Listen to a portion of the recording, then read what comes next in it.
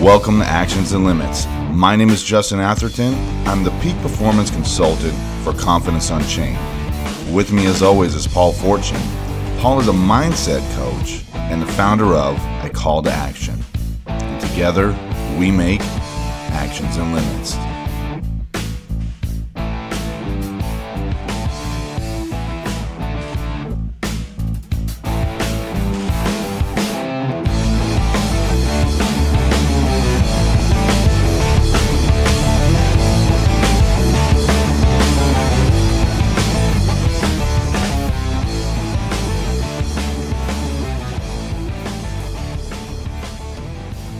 Welcome to the show, the podcast where we talk about the actions we can take and the limits we create. Paul, another week. We've got another great guest coming on.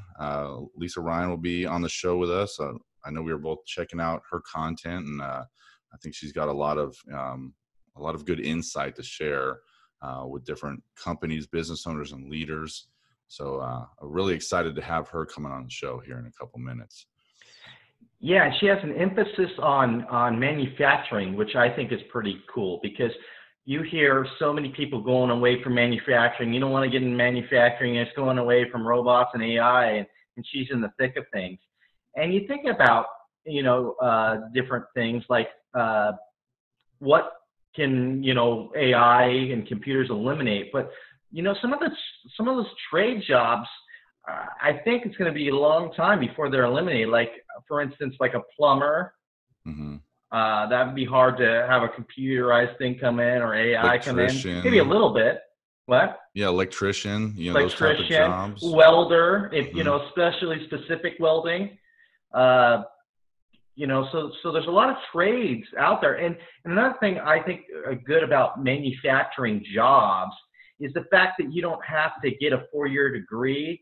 A lot of times you can do a trade school that's about 6 months, and you don't have to pay nowhere near the amount that you have to pay for a 4-year school. Because the problem when you go to a 4-year school, you come out, and these kids are like 17, 18, early 20s maybe, but sure. But most of them, don't know what they want to do with their life. So they have this degree, and they're thousands and thousands of dollars in debt, and they're like, okay, I work at Starbucks. I mean, a lot of them, pay me $80,000 a year.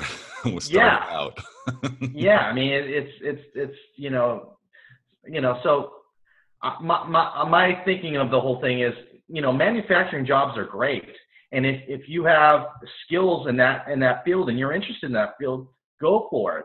Don't worry about going to four-year school if you don't want to. If you feel like you want to be a welder or plumber or whatever, do it.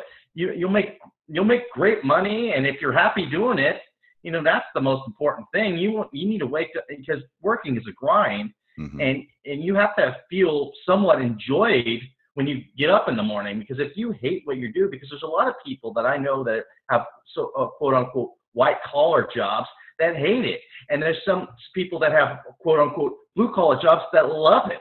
They love going to work, and they probably make just as much money, if not more, than the white collar job.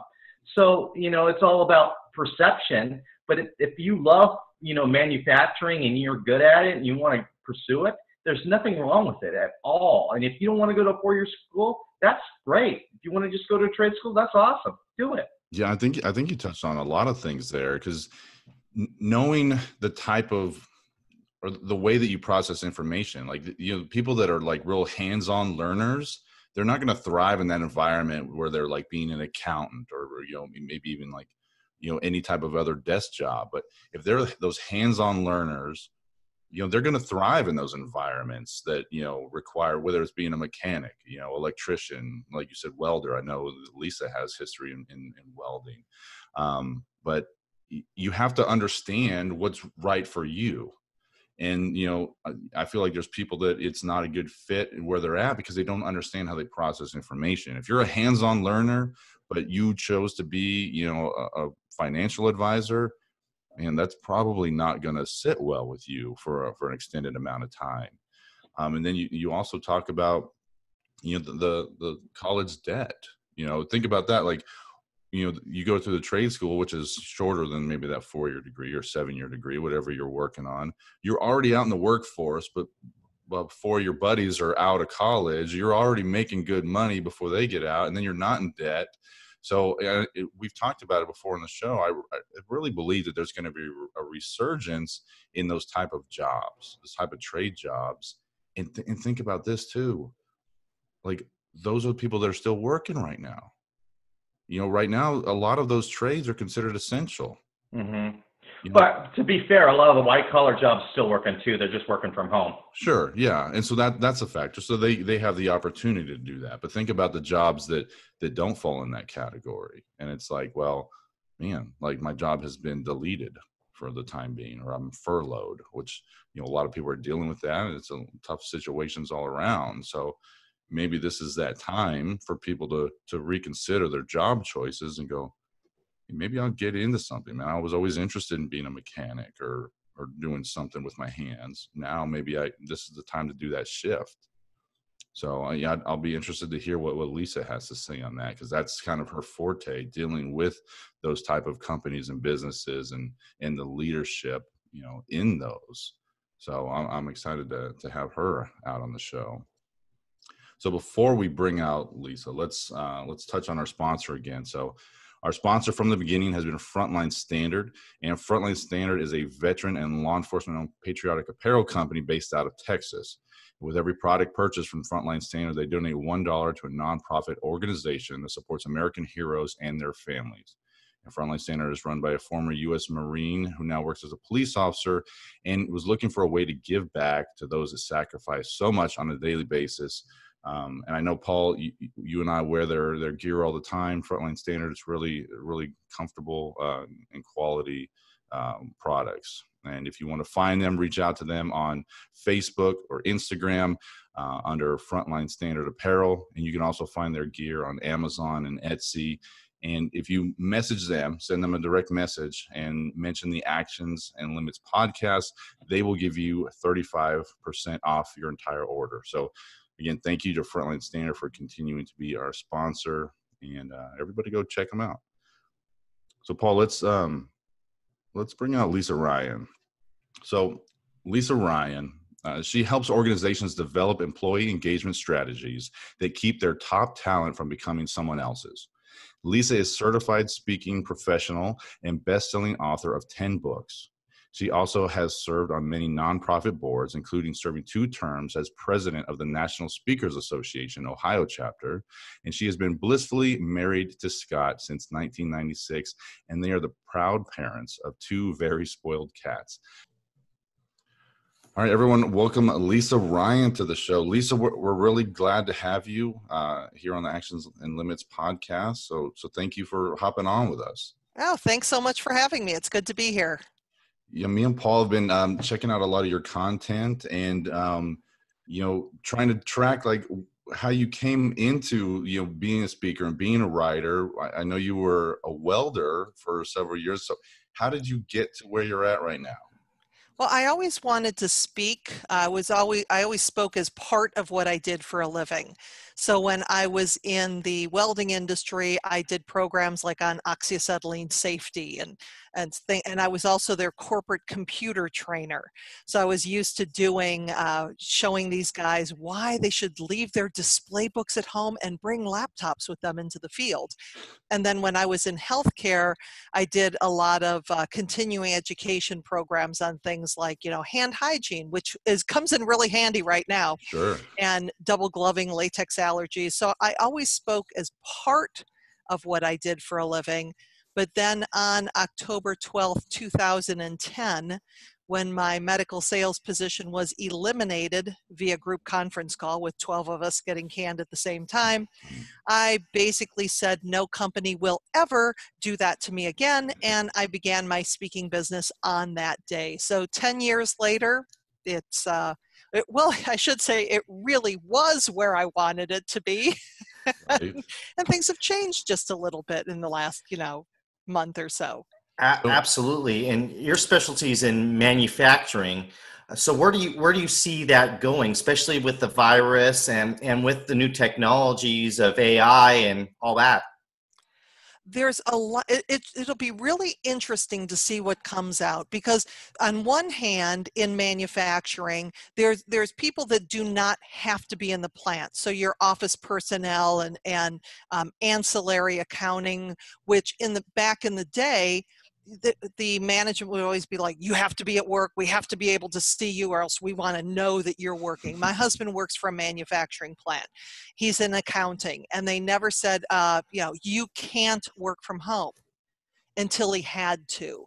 Yeah. So there's this one transition of companies not realizing the benefits of having employees working from home, that they are getting more done with less distractions, and the productivity is there, and maybe they don't have to spend as much money on office space. Yeah. But you also have, in the same facility my husband works at, on the production line, how do you social distance when people are inherently working close to each other? So we either have to redesign the production lines, or we have to figure out, do we just give everybody, better protective equipment so that they can work together? Are there things that we can outsource to robots? Are there things that we can outsource using AI and some of the different technology? So it'll just be really interesting. One of the biggest things as far as attracting workers to manufacturing, which is a big thing because the conversation has not been there for a long time. But when we look at right now, that a lot of these plants were able to keep working, and people in construction and people in the trades were deemed essential. Mm-hmm. So they did not necessarily suffer the same fate as other types of businesses did. So maybe this will encourage more people to take a look at going into production, going into the trade. So my crystal ball's a little fuzzy on these things, but whatever we're doing, we are not going back to where we were before. Sure. Yeah. There's always going to be some kind of residual change that's going to linger, especially in some type of event like this. I think Paul and I have talked about it before, as far as, trades becoming more important. And I think that is going to be a trend, and this may have expedited it, right? And going like, man, I need to get into a job or a career that's going to be there when, the shit hits the fan, and being able to get through this. One of your videos I saw that was really interesting, and it almost seemed timely. It was something that you put out in February. You're talking about when business is slow, how do you, keep your importance on the employees? Because as a business owner, you're freaking out. You're like, we're not getting enough business. Like, how do you still focus on your employees during a time when business is slow? And I think a lot of businesses are dealing with that right now. Right. And this is the time more than any before to really, number one, to keep in contact with employees, to let them know how valued they are, and to be as transparent as you can with them. Because are they going to like everything that you have to say to them? No. But if they realize that you're coming from an aspect of true, this is what's happening, this is where we're at, that level of vulnerability, your employees will at least respect you. The other thing too is to ask them. Mm-hmm. Who would have thought, 3 months ago, that the local beer distillery would be making hand sanitizers? Who would have thought that the local clothing manufacturer would be making masks and wearing apparel? So sometimes when we just reach out to our employees and we put that challenge, hey, do you think we can? Or what do you see? Or where do you see us going? And starting to implement those ideas, the employees feel that they are making a difference. Mm-hmm. They feel that their opinions are valued, and that makes them commit even more to their employer because they finally feel heard and seen. Yeah. Lisa, speak to those different styles of managers that you talk about. The awesome, the average, and then not so good. How that affects the employees. Yeah, in my programs, I share that there are 3 types of managers, and I like to refer to them as my A team, because they all begin with the letter A. Mm-hmm. And then, of course, the side note to people who are smirking about that is, no, that A is not one of them. But, when you ask somebody, tell me about your favorite boss, somebody hopefully pops into mind. For me, it was my boss, Dale, when I was in the welding industry. And actually, Dale and I spoke just the other day, and I have not worked for that man since 2003. But Dale was there for me when I had great days. He was there to talk me off the ledge when I was having bad days. Whatever colorful language I chose to talk to him when I was going through frustration, it didn't matter. He was always there, and he's still one of my dearest friends. And he's the person that I think of when it's that awesome boss, because he listened to me. He gave me good feedback. The average boss is just kind of that boss that, they're neither here nor there. You work for them, but you do just enough work so that you don't get fired, basically. Mm-hmm. But if you think about them, most of the time, unless somebody reminded you about them, they're not a blip on your radar. But it's that awful boss, that third A, that the bosses that don't give feedback, or they don't acknowledge our efforts. A lot of times these bosses are like, well, why should I thank you for doing your job? I mean, isn't that what a paycheck's for? Mm. Instead of just saying, hey, thank you for, working with me. I appreciate the fact that you're here, kind of taking a step out of that comfort zone. But a lot of times when it's the awful boss, it's a moment. It's one conversation. It's one eye roll. It's one remark. For me, the funniest one that comes to mind with me is the boss that told me that trained monkeys could do what we did for a living. That was the beginning of the end. And within 6 months, I was out of there, and I was their most productive salesperson.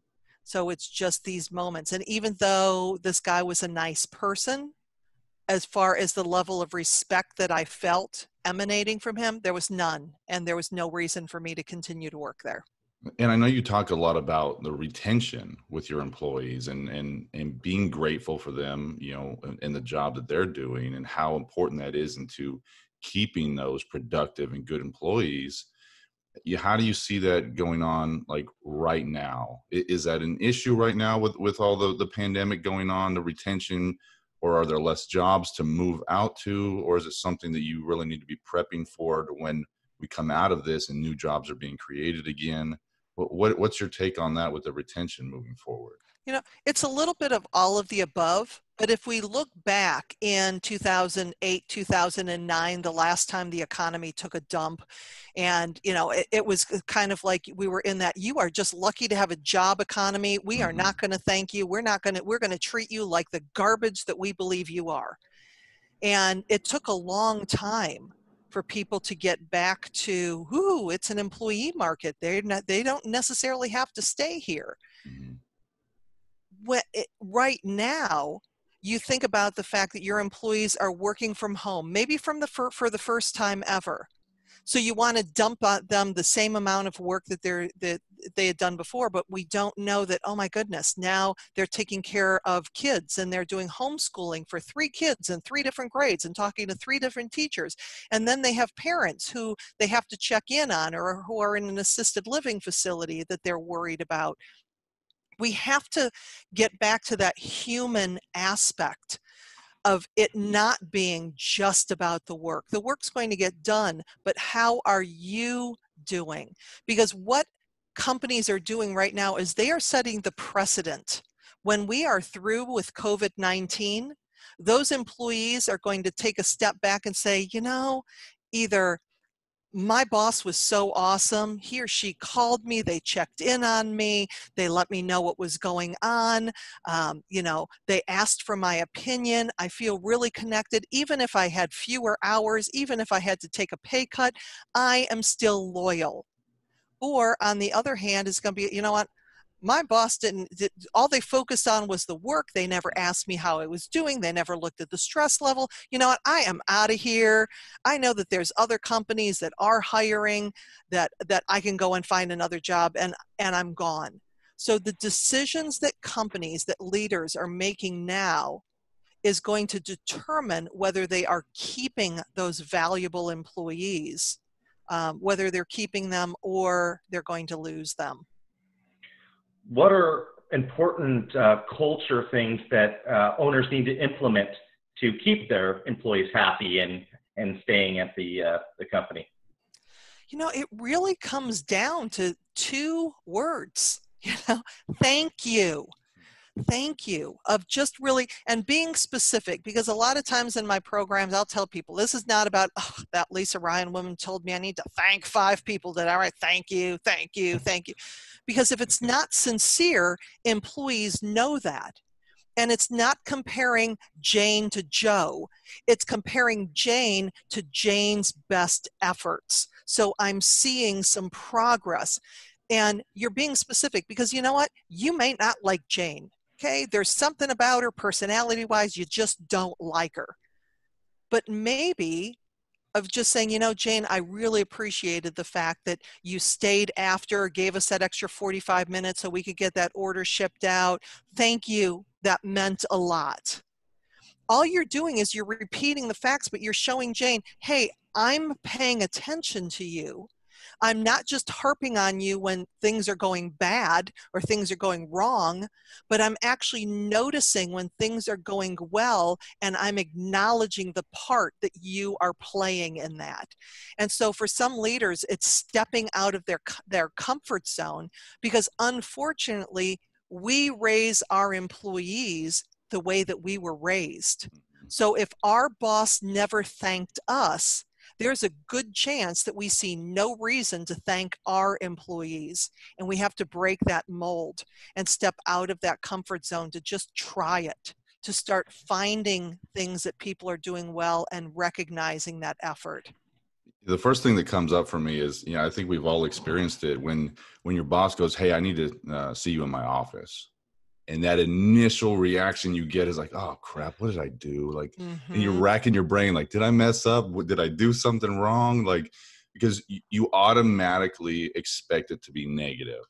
And I remember dealing with that with people, like having them come in, to have a talk, and it wasn't anything negative, but you could see the stress on their face, the fear, the anxiety, and they're like, I'm like, hey, relax, take a breath, man. It's nothing bad. It's good, and being able to, give them that positive feedback about whatever's going on, or give them that constructive criticism. So, but like you said, it's a culture of how we were, trained as leaders. And what's sad is some people don't have the ability to step outside that mindset, and they continue to lead the way that they were led, even if it was ineffective.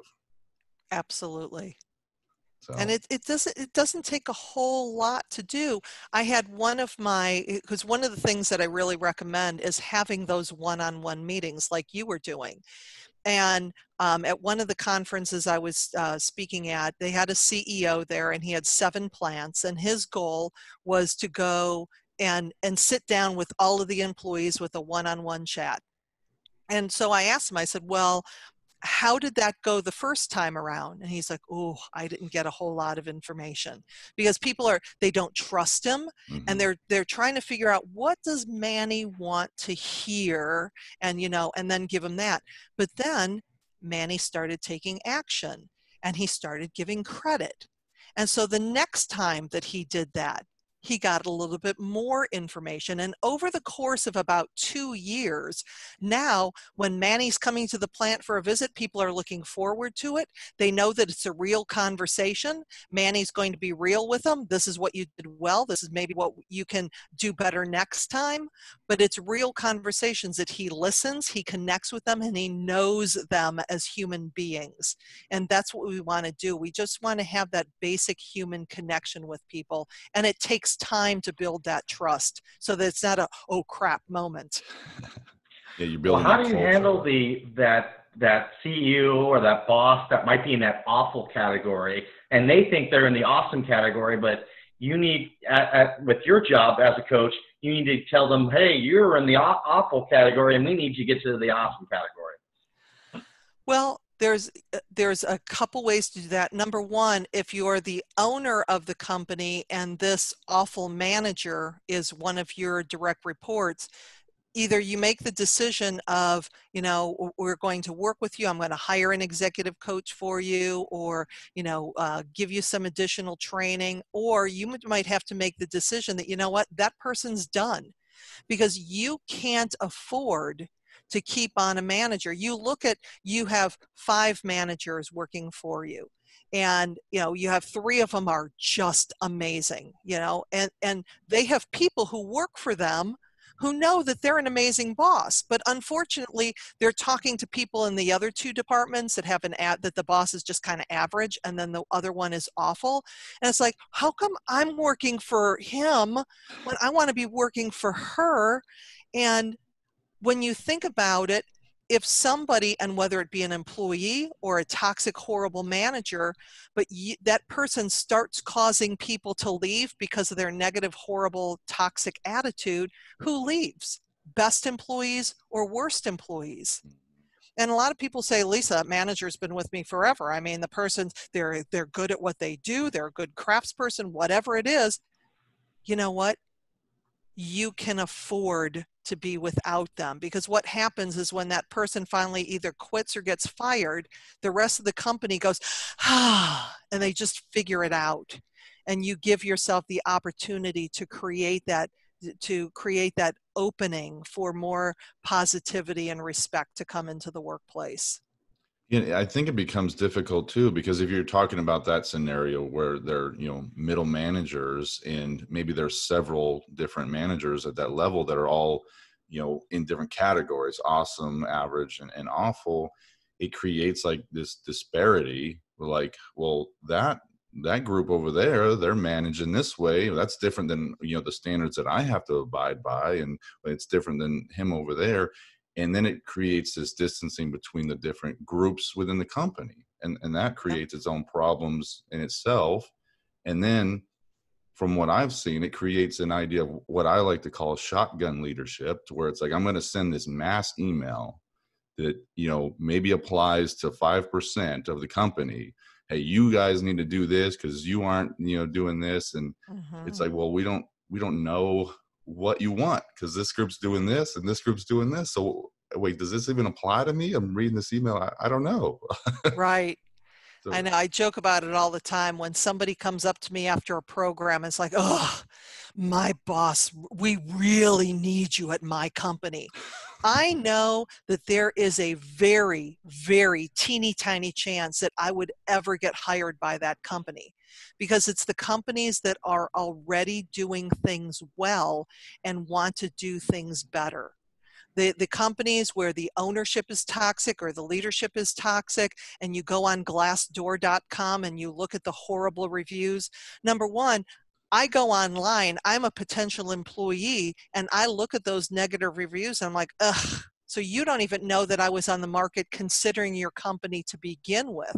yeah. But as an employee, I have the choice. Do I want to continue to work in this environment, or do I want to take my skills elsewhere? So in my programs, I have to really focus on the dollars and cents behind this, because these are not soft skills. These are essential skills that have tremendous bottom line benefits: higher retention, higher productivity, reduced lost time for accidents, reduced absenteeism. When you can put a pen and paper and see the numbers behind these essential skills, it makes sense. But if you as a leader or you as an organization are not willing to do so, there's nothing you can do. You're going to end up losing, and it may end up costing you your business in the long term. I like how you made that distinguishment, because, you know, you hear the soft skills a lot with emotional intelligence or the communication type things, but changing that to being essential skills, because I believe that they are. You know, Paul and I, we've talked about multiple soft skills on our show over the months, and it changes the way that you perceive it, because, oh, a soft skill is something, well, I can have it, but I don't have to have it. But changing that term into say, these are essential skills, being able to build rapport with your employees, building that trust, having that clear communication and being able to control your own emotional state when you're dealing with, difficult employees. So I Right. really like that distinguishment that you made there. So it Yep. makes a huge difference. What So, about personalities? I mean, everybody has different personalities. You mentioned the fact that there might be somebody that say, oh, I really don't like that boss, and I'm going to work with that boss. But another employee could be saying the exact opposite. So there might not be Right. a right or wrong there. So how do you kind of just manage the personality on what's the best way for the company? There's something about understanding the different personalities. Like, I'm certified in DISC, but there are a ton of them out there, Myers-Briggs and Color Code and all of these different ones that are out there. And a lot of times when I'm working with leadership teams, I'll ask who has taken any type of personality personality test. And chances are 95% of the people in that room are going to raise their hand. sure. But if you ask the hourly employees, or if you ask the worker bees, the percentage of them, it's very, very few. So they don't understand, well, that person is just wired differently from me, and we don't match personality styles. When you can bring the tools in to give somebody that personality test for the first time, it's mind-blowing to them. It's like, oh my goodness, it's not me. This is the way that I'm wired. And when they can come from that point of understanding, because all personality tests, you guys know this, it boils down to, are you an extrovert, an introvert, people-oriented, or task-oriented? And that's pretty much it. Yeah. There's lots and lots of different things that go along with that, different classifications. But if I am an extroverted people person, and I'm going to have trouble with an introverted task person, but I understand that person. Oh, okay, I'm an introvert, they're an extrovert, so I have to watch my energy level. I'm a people person, they're a task person, so maybe I can't be all bubbly and huggy and that kind of stuff. Well, we don't want to hug anybody anymore anyway, but I have to know that, ooh, this person's they're going to make a decision more slowly than I want them to, and they're going to require a lot more information. If I understand that, then I can communicate with that person in the way that they want to be communicated with. So just by understanding different personality styles from a communication standpoint really helps to build those relationships and creates that understanding.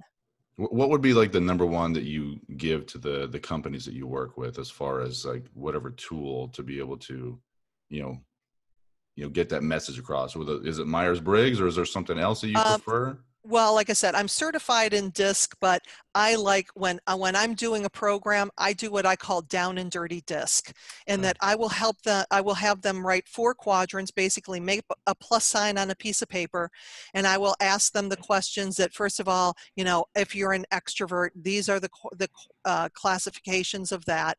Here's what you are. If you're an introvert, if you're an extrovert, color above the line, both quadrants. If you're an introvert, color below the line, both quadrants.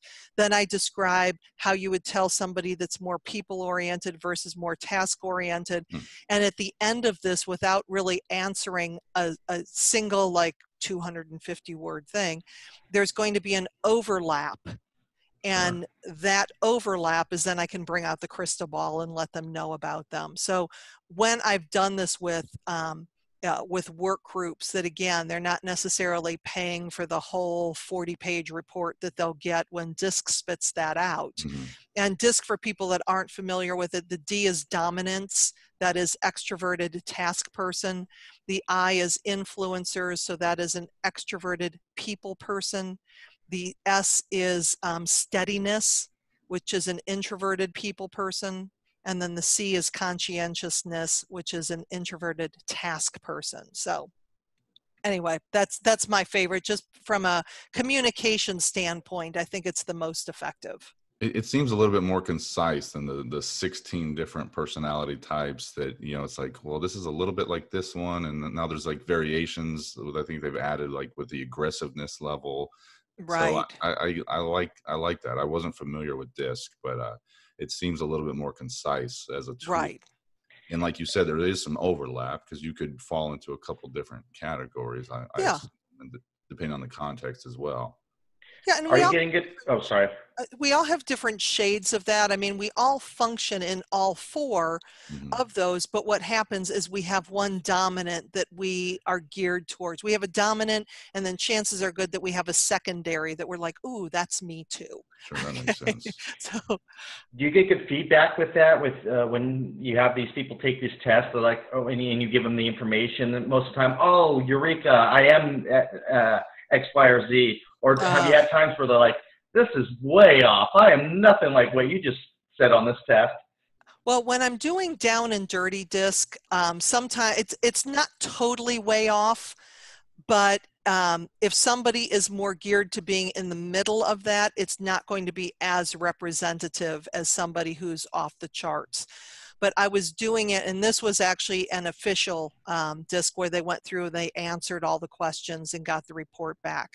And there was one woman, I was working with a call center, and she was an S, which means that, you know, she's a team player. She's introverted, but she really likes people. If you think about like a teacher or a nurse, you know, these are the people that fall into that S. And her scariest customer that she had to deal with was an off-the-chart guy who was a D, which is extroverted and task. So if you think like lawyer, if you think CEO, and so this guy would call her up and all he wants the information, get her off the phone.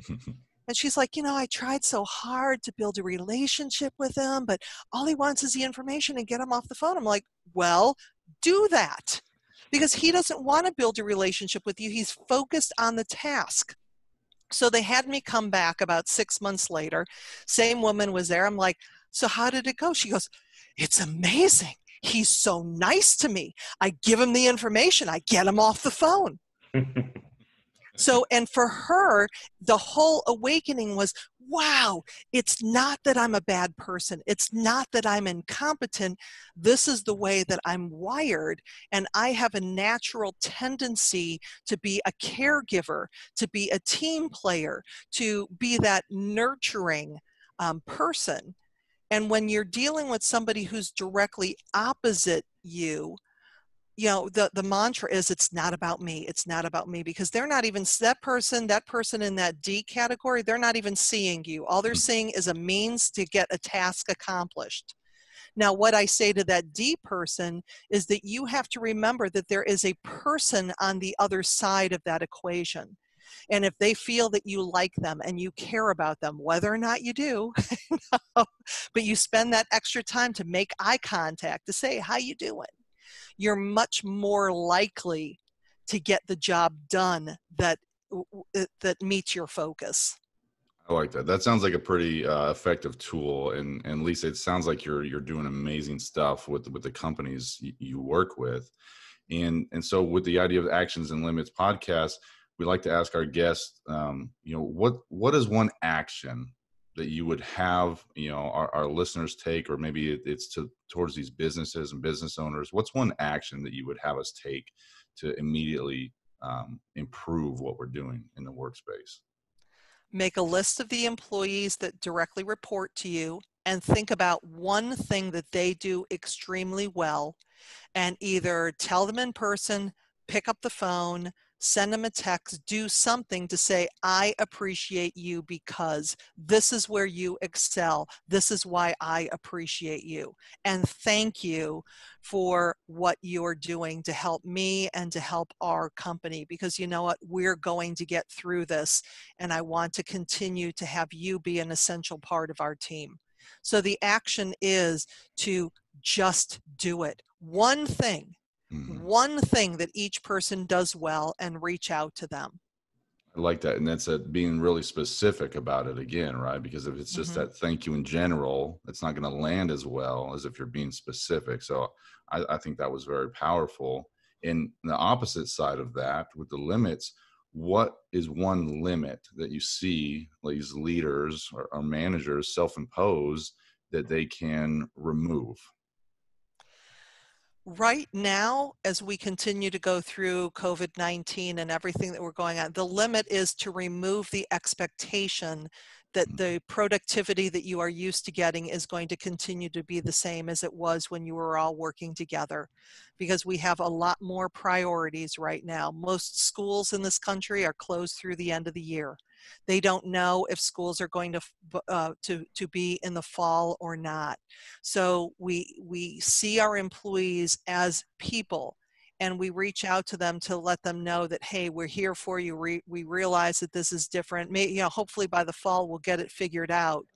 But we can't have that same level of expectation for productivity. Right now, the focus is on getting as much of the job done as we can and keeping the people that we have so that we can have our eye on that long-term success. I like that. And sometimes expectations leads to disappointment, right? Whether it's business or personal life.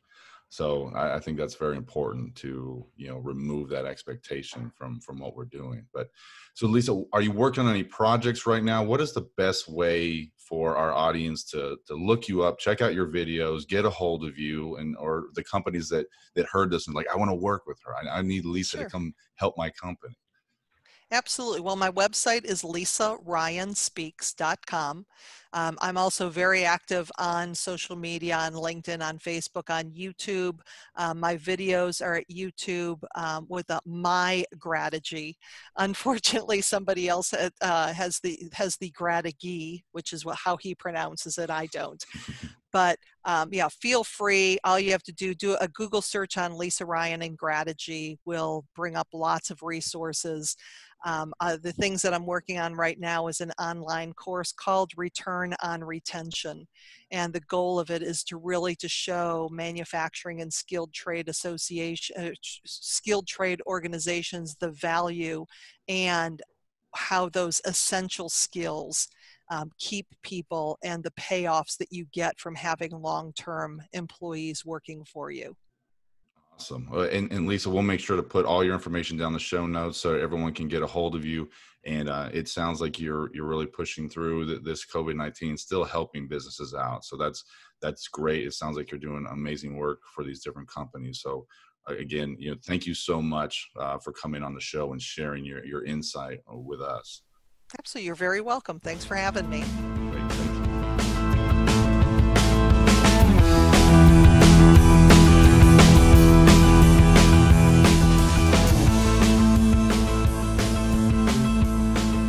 Well, what a great guest Lisa was. I think she had a lot of really good insight. And that DISC tool, I wasn't familiar with it. So I'm going to have to go look back at that. But what was your biggest takeaway? Well, I love about the environment. She talked about when the employees are happier, they're more productive. And I have preached that. I've worked for so many corporations, and I've worked for some good corporations. I've worked for bad corporations. And the good corporations, they have a good environment, employee environment. And because of that, they're way more productive. I've been in other organizations where it's just toxic. And you're coming to work going, man, this is going to be a long day, and it's just you just do the bare minimum, like she talked about. You just do the bare minimum, and you get out of there. I mean, nobody's going above and beyond because nobody wants to be there. Yeah, it's very interesting to work in one of those environments and see how that happens, especially. I've been in situations where, I was a supervisor and leading my crew in a certain way and seeing other supervisors that were, on that awful side or maybe like on that average side. And you see that the work productivity is completely different. And, there does end up being this, this animosity that happens. It's like, well, I have to do this. Or, you don't have to, deal with this. And it ends up, undermining the, company or corporation you're working for. It actually ruins morale, and it makes it a lot harder for those leaders and supervisors that are awesome, because it puts their kind of head on a chopping block, because you're the ones, trying to grow, trying to be better. And if the rest of the management is on page with that, it makes it difficult for those leaders. So, I've definitely seen that happen. But I think she's got a really good message, putting it out there, and because it is about the people. It is about the people that you are leading. And, I feel like we've talked about it before on the show. It's really, when you're in that leadership role, it's more that you're serving them than it is about what they're doing for you. And I think that's a big message that a lot of new supervisors don't understand, and maybe even business owners. So I think that's a huge thing to look for. So to be clear, you put yourself on the awesome category. You know what? Only because of the feedback that I've gotten, being in those type of positions and hearing it and going like, hey, look, like, this is what you did. Like, you were out there with us working, you gave us, good feedback. It wasn't always sunshine and roses, like, but you were always firm, fair, and consistent. If something needed to be corrected, there was no reason to yell at somebody, because guess what? When you mess up on the job, you kick yourself worse than any supervisor is going to kick you. You hope so, but that's not always the case. But you can, if you're a good employee, then you do it. But yeah, yes, are those cases where someone's like, I didn't do anything wrong? Then that's a whole different problem that needs to be addressed, right? But, for those people that really, it was a mistake, it wasn't something that they did with negligence, you kick yourself worse. We're our own worst critic in the most part. But, just, so I'll put myself in the awesome category for the feedback that I've gotten over the years being in those type of positions. I would never put myself there by just saying, oh, just because I am. The feedback that I've gotten from being in those leadership roles, I like to go above and beyond for the people that work around me, and especially anyone that's considered a subordinate. You need to put yourself in that position as a leader and go above and beyond and make them better. So, well, I think that's just awesome. It is awesome, Paul. It is awesome. So we can wrap up the show with another segment of Ask Paul Anything. And I had a question come in, and this one is from Paula in Pasadena. And she says, Paul, how much of a role do fictional characters play in our lives? Well, I think that's a case-by-case basis on the person. But for me, it plays a huge role in my life. For instance, I gravitate towards the fictional character Rocky a lot. And I watch his movies, and I try to implement is probably the right word, right? Implement? Yes. A lot of the skill sets that he puts in, and one of the biggest things that he puts in that I admire about this fictional character is, you watch the first Rocky, and I know I've talked about it before, but I'm going to say it again, and he gets mentally and emotionally beat up through the whole movie. And he's pretty much unfazed about it. He has a goal in mind to go the distance, date Adrian, marry Adrian, but he's always even killed. He's never down on himself. Like, you creepo, this and that, and you look at his face and he's unfazed by it. And you can learn a lot from that, especially in this day and age with social media, because Justin, you and I are on social media quite a bit. And some of the stuff the feedback I get isn't always positive, and they're attacking me the way the camera angle, or how I look, or this or that. And I have to have, thick skin and go, okay, I see what you're saying, or whatever, or just ignore it. Sure. And then you move forward. So I would say that depends on the person, but for me, it's a high level. I like that. I like that. And you take Rocky and see all the stuff he went through. So it'd be interesting. I'm gonna have to sit down and think about what fictional characters influenced me. But I like that. And that last part you talked about, I think that's with people making negative comments. I think that's something that a lot of people deal with or are afraid of. And the way I look at it is that it says more about that person giving that negative comment than it does about the person receiving it. So that person that gives that type of negative feedback, they just, they need to point that finger back to them. What's that thing you say? Point the thumb, not the finger. Sound a little bit like Gary Vee there. Oh, that's mine. Don't point the finger, point the thumb back at you. Yeah, I know you've said that before, but so that's the advice that you need to give, those people. It's like, you'd be like, what are you doing? Are you doing anything? So no, really, really great show, Paul. We're glad to have, Lisa on and sharing all that insight. So, man, another great episode, another great guest, Paul. For Justin Atherton, this is Paul Fortune. We'll see you next week. All right. See you next Monday.